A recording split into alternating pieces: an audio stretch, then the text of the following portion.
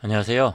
이 시간에는 딸기 모니터링과 또 목적, 또 그 활용 방법에 대해서 강의를 해드릴 나르노 컨설팅의 이정필입니다. 딸기는요, 일반적으로 저희들이 생육상을 판단하게 될 때 생생장이다, 영양생장이다, 또 세력이 약하다, 강하다 이렇게 구분화해서 볼 수가 있습니다. 그래서 지금 이 부분에 같은 경우에는 강한 생생장이다. 또 만약 여기다 그러면은 약한 영양생장이다, 강한 영양생장이다, 약한 생생장이다. 이렇게 볼 수가 있는 것이죠. 자, 일반적으로 우리 딸기를 잘 알기 위해서는요, 참 이 그 수치화할 수 있는 것이 어렵긴 합니다만은, 지금 우리 그 빅데이터를 수집하는 여러분들이 계십니다. 그 중에 이제 하나의 지침처럼 되어 있는 부분들이 있긴 합니다만은, 일단 작물에 대해서 저희들이 알아야 되죠. 그래서 잎 길이, 보통 그 관부에서 잎 자루를 포함해서 적정한 세력이면 어느 정도나 좋을까 생각해 봤습니다. 그랬더니 약 25에서 28cm, 또 옆폭 18에서 20cm 정도 전후. 그리고 잎수는 위에 있는 잎장과 옆폭을 가진 25에서 28cm 잎장과 18에서 20cm 정도의 옆폭을 가진 작물의 잎수는 약 5에서 6매 정도. 또 그런데 만약에 그 잎장이나 잎폭이 더 작은 것들 있잖아요. 그런 경우에는 5, 6매가 아니라 또 6, 7매, 뭐 7, 8매 뭐 이런 식으로 그 잎수는 좀 다소 변화가 있을 수 있겠습니다. 그리고 여러분들 혹시 딸기꽃을 제대로 쳐다보신 분들이 계실까요? 그 딸기꽃을 제대로 쳐다봤을 때 꽃잎 수를 한번 헤아려 보시면 재밌는 게 많습니다. 그래서 약 적정한 예쁜 딸기가 나왔을 경우에는 5, 6매 정도가 기본입니다. 이런 것들은 매일 쳐다보는 게 아니고 일주일에 특정한 한 날을 정하셔가지고 그 상태에서 작물의 그 외부 형태나 다양한 것들을 정보를 수집하는 게 도움이 될 것 같습니다. 그리고 매일 일지를 작성해야 되는 것들이 있습니다. 24시간 평균 온도는 작물의 우리 딸기의 발육 속도에 영향을 미칩니다. 일반적으로 24시간 평균 온도를 15도를 전후로 해가지고 13에서 18도 정도까지 볼 수 있는데, 그래서 약간 그 우리 딸기 같은 경우에는 서늘한 기후를 좋아하는 좋은 약간 뭐 서늘한 기후가 되겠죠. 이런 상태가 됩니다. 그리고 주간의 최고 온도는 25도를 넘지 않는 게 가장 이상적인데, 뭐 이상적인 것하고 현실하고는 다르죠. 그래서 가능하면 25도 이상이 될 때는 가능하면 낮춰라. 또 주간 최저는 뭐 7도, 뭐 10도 이런 정도인데 주간의 온도가 낮게 되면은 오히려 과일 발육 속도가 또 많이 떨어지죠. 야간 평균 온도는 약 7도, 야간 최고 온도는 8에서 10도, 그리고 10도 이상은 가능하면은 일주일 이상 안 가는 게 바람직하다라고 생각이 됩니다. 야간 최저 온도는 5에서 6도, 초저녁 온도는 6도. 그리고 일일 누적 광량은 500에서 1200줄. 그리고 또 누적 광량화 등에서 일사 강도가 있는데 최대 700W가 넘지 않는 상황에서 가장 중요한 뭐 그런 적정한 날씨라고 볼 수 있겠습니다. 또한 여기 보시는 것은 여러분들이 옆장이나 옆폭 같은 경우를 어떻게 기준하느냐라고 하신다고 보면은 여러분 보시겠지만은 여기에 보면 관부 끝에서부터 위에 끝에까지를 잎 길이라고 이야기를 합니다. 그리고 잎폭은 이 세엽이 보통 돼 있죠. 거기에 보통 이 한쪽 끝에서 한쪽 끝까지 해가지고 이 폭을 여러분들한테 설명을 해드릴 수 있을 겁니다.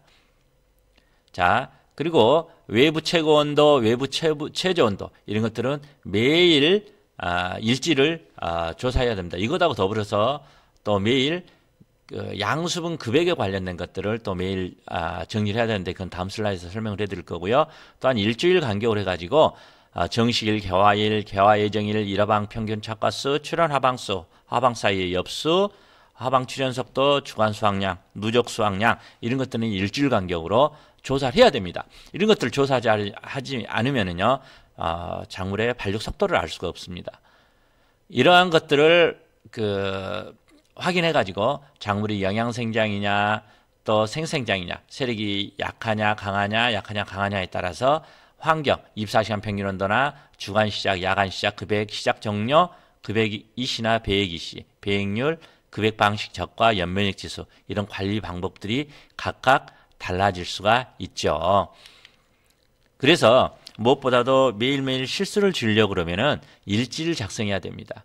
그래서 저희들이 선자병법에 나와 있는 지피지기면은 100점 불태라고 하는 이런 표현을 한번 써봤는데, 여러분이 올해 9월 15일은 주차 달력으로 37주 차입니다. 그리고 정축 후 주차는 우리는 1주부터 바로 시작을 하죠. 이때부터 주로 발생하는 생리장애, 병리장애, 해충, 기타 필요한 급액이시, pH 뭐 이런 관련된 이런 정보들 모든 걸 다 이곳에 들어가거나 수확이 언제부터 수확에서 몇 주차부터 수확이 됐느냐 이런 것들을 알게 된다면은 그 다음에 내가 농사 짓기가 좀 더 쉽지 않겠습니까? 그래서 여러분들은 육묘에 관련된 또 생산에 관련된 작부 체계를 각각 완성을 하셔가지고 여러분들이 유용하게 사용을 하셔야 되겠습니다.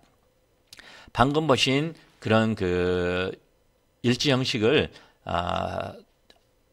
파프리카 농장에서 이렇게 한번 작성을 해봤습니다. 27주차에 정식을 해가지고 수확은 언제 했습니까? 36주차에 했네요. 즉 정식해가지고 10주차에 수확을 했습니다. 그러면 내년은 어떨까요? 마찬가지입니다. 9주에서 10주에 수확이 이루어지겠죠. 이때 주로 발생했던 병, 해충, 그리고 생리장애. 그러기 이런 생리장애 배곱서기가 발생했다. 보통 배곱서기가 발생을 했던 거 보인다. 그러면은 문제가 되는 게 발생을 했다는 원인을 일으켰던 게 길게는 4주, 짧게는 1, 2주 사이입니다. 그래서 그 당시에 광 상태를 점검을 해야 되고, 또 더불어서 착과부하라든가 물 관리 방법 다양한 부분들을 점검을 해가지고 배곱서기가 발생하지 않게끔 관리를 해야 되겠죠. 흰가루가 발생을 했다, 바이러스가 발생을 했다, 진드물을 막아야 되겠네. 청벌레가 발생을 했네, 그럼 약을 해야죠. 이런 부분들을 저희들이 사전에 준비하고 대응하기 위해서 일지를 쓰라고 하는 겁니다. 자, 그리고 여러분 이거 보셨을 때 어떻습니까? 막대가 이쪽에서 봤을 땐 4개고 이쪽에서 봤을 때는 3개입니다.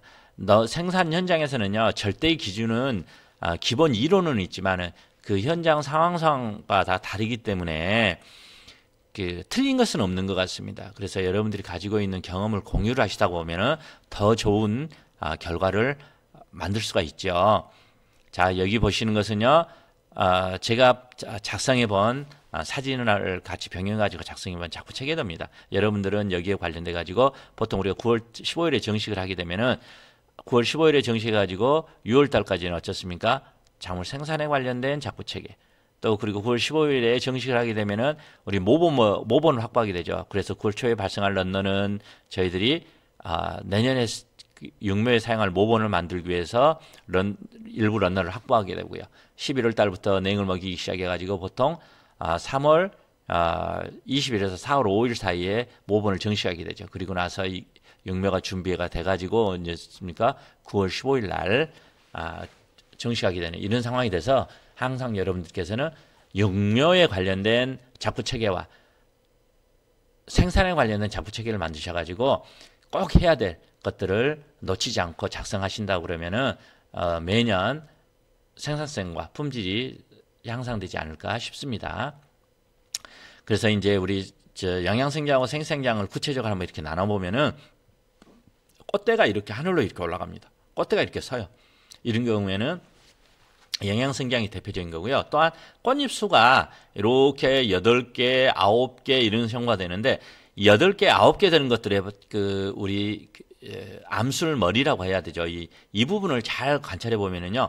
추후에 마지막에 수정이 된 이후에 과일 형태가 지금 여기 있는 이 부위하고 거의 유사하게 나옵니다. 그래서 가급적이면 저희들이 한 5, 6개 정도의 꽃잎이 있을 때 가장 원추형의 예쁜 딸기가 생산되는 걸 볼 수가 있습니다. 그리고 이 뿌리 이런 부분으로 나눠서 볼 수가 있죠. 여기는 약한 생생량인데요. 꽃은 많은데 어때요? 제대로 키워낼 수가 없죠. 이런 부분들을 고려하셔서 보셔야 되고요. 자, 꽃잎이 하나, 둘, 셋, 넷, 5개. 여기는 몇 개일까요? 8개. 여기 6개. 여기에 있는 이 암술머리 있는 자방이 위치하고 있는 이 부분이 바로 과일 형태하고 관계가 되겠습니다. 엄격히 말하면은 이건 꽃잎이라기보다 다른 기관인데 이 암술머리 하나하나가 우리 딸기꽃에 해당이 됩니다. 저희들은 그걸 또 따지지 않고 그냥 이렇게 꽃잎을 외형적인 걸로 판단을 하죠. 그리고 잎 형태도 저희들이 관찰해야 할 것 중에 하나입니다. 자, 여기에 있는 이런 기형잎을 현장에서는 짱잎이라고 그래요. 왜? 이런 이 잎 쪽으로 이동하는 어디에 양분 도관이 막혀서 이쪽 양분이 전달되지 않기 때문에 잎이 기형적으로 발달한 이런 경우입니다. 이건 추후에 탄저가 감염이 된 상황이 되고요. 반드시 제거해야 될 그런 잎들이 되겠습니다. 이게 정상적인 잎이 되겠고요. 그리고 뿌리 발달 형태입니다. 이런 뿌리 발달도 어떤 형태로 되어 있느냐에 따라서 제가 물 주는 방법을 달리해야 됩니다. 자, 여기도 보시게 되면은 이게 일반적인 딸기의 대표적인 겁니다. 그래서 착화부하가 걸리게 되면 이런 또 작은 뿌리들은 또 태화를 일부 하게 되고 갈변도 하게 되는데, 물 빠짐이 좋은 곳의 배지에서의 뿌리 상태고요. 이거는 물 빠짐이 좋지 않는 배지에서 뿌리 발달 상황입니다. 어떻습니까?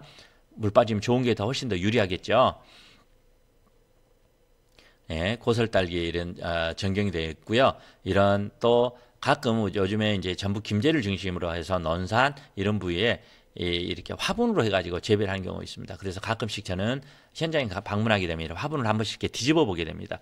뒤집어 보게 되면은 그 뿌리의 발달 상황을 알 수가 있지요. 그래서 이런 건강한 뿌리들이 나왔을 때 저희들이 물 관리도 또 온도 관리다 이런 부분을 잘 하고 있다라고 판단할 수가 있는 것입니다. 자, 이 시간에 마무리로 정리해 드리겠습니다. 일단 모니터링의 기본은요, 일지를 쓰는 겁니다. 여러분들이 눈으로 봤던 거, 자로 쟀던 거, 이와 같은 것들을 일지로 숫자로 기록을 해놓는 것이 모니터링의 기본이 되는 것이죠. 또 그리고 보이는 것, 또 느껴지는 것 모두를 데이터화, 또 일지를 적어놓는다는 것 자체가 데이터이기 때문에 이와 같은 것들이 결국 정보가 되는 것입니다. 또 현장에서는요, 딸기가 이상하면은요, 내가 이상하게 키운 거예요. 내가 키운 결과가 현재 나오는 딸기 모양이기 때문에 딸기가 정상적으로 생장하고 수확되어야 모든 것이 정상이라는 겁니다. 나는 실수 안 했는데 왜 재수가 없어서 왜 이런 것들은 이유는 통하지 않는다는 겁니다. 딸기가 잘 커야 정상적으로 여러분들이 관리를 했다는 것이죠. 그리고 매일 점검하셔야 되고요. 주간 점검 또 해야 될 그런 계획들을 세우셔가지고 실행을 하셔야 됩니다. 계획만 세워가지고 실행하지 않으면은요, 아무런 도움이 되지 않습니다. 그리고 이런 매일 점검, 주간 점검 이런 것들을 통해서 확인하고 수정하고 보완하셔야 그리고 안정적인 딸기를 수확을 할 수가 있죠. 그래서 마무리로 정상이 정상이다라고 말씀드리고 끝을 맺도록 하겠습니다.